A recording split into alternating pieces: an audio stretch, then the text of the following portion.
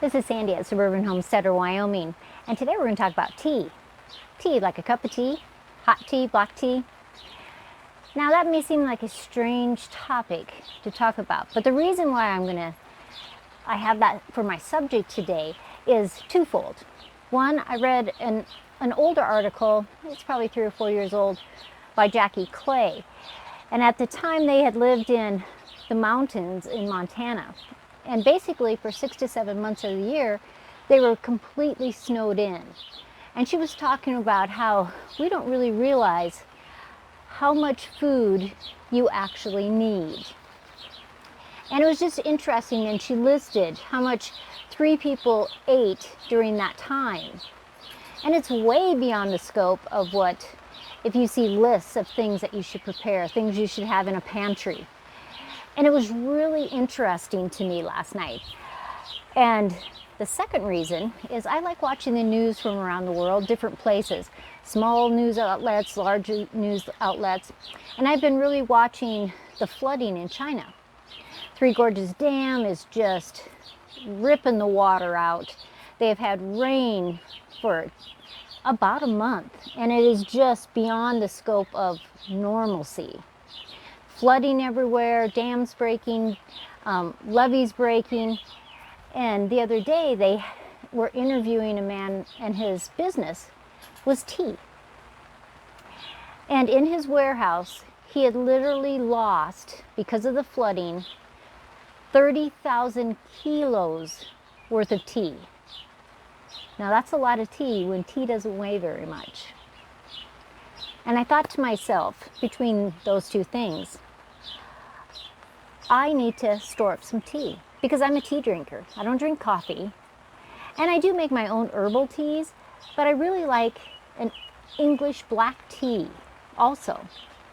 So I went to the store, and I'm going to show you me vacuum sealing with my lem and how I calculated how much tea I needed to have in reserve for 1 year. I also bought some great big bags of tea that make a whole gallon. Now I'm going to use those when I'm making kombucha. And Joe and I have just really loved the different flavors of kombucha that we make. Our last one was blueberry. That was probably the best. And I thought the black cherry was the best. But the thing with kombucha, the longer you have that in the SCOBY, it gets better. It doesn't stay the same, it gets better. And so I had to calculate how much tea I needed, because every single week I make a new batch. How much did I need for an entire year?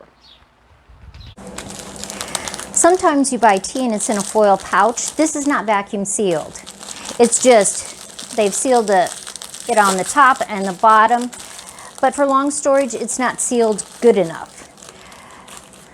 So I have a bag, and I'm going to put, actually this is about 20 of them in there, and I'm going to vacuum seal them. That way they will seal for literally years, really. And with the prices of tea just around the corner about to go up, we want to have our tea now. So I lock it down, and then I just press the start button.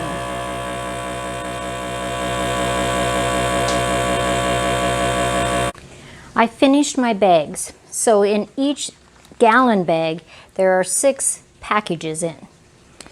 Each package has 20 tea bags in it, so that 2 of the bags should last me 1 month. So in each one of these, I have 3 months full worth of tea bags. Now that gives me 1 black tea per day. There's 5 extra, so that if Joe would like tea, or we have company and they don't want some of my herbal tea, they can have regular black tea. So this is what 1 year's worth of tea looks like. So it's all vacuum sealed, and then it's in gallon bags, and it will go down into my pantry. Now over here is, each one of these bags will make a gallon of tea, and there's a year's worth in there.